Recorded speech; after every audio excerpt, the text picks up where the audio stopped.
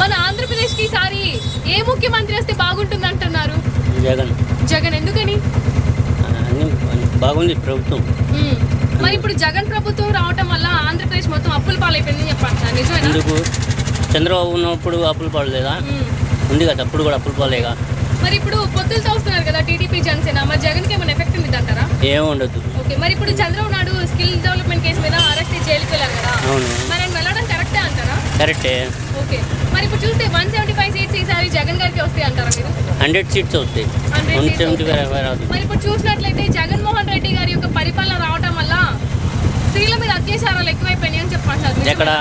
మద్యం ధరలు పెంచేశారు, మద్యాన్ని నిషేధిస్తామని చెప్పి అన్నారు. అవును. ఇంకా చూసినట్లయితే ఆయన యొక్క నక్షత్రం తేనండి అది మద్యం మీద గవర్నమెంట్ రెండు ఇది యాడ్ చేస్తారు. ఆయన యొక్క ప్రభుత్వం రావడం వల్ల ఇక్కడ మనం తినే వస్తువులు, నిత్య వస్తువులు, వాడుకునే వస్తువుల దగ్గర నుంచి ఇసుక రేట్లు, పెట్రోల్ ధరలు పెరిగిపోయినాయి అని చెప్పి అంటున్నారు, నిజమేనా సార్? అది టీడీపీ హయాంలో కూడా అదే రేట్లు ఉన్నాయి. ఓకే, అది మరి ఈసారి మీ యొక్క ఓటు ఎవరికి ఇస్తారు? జగన్. ఓకే.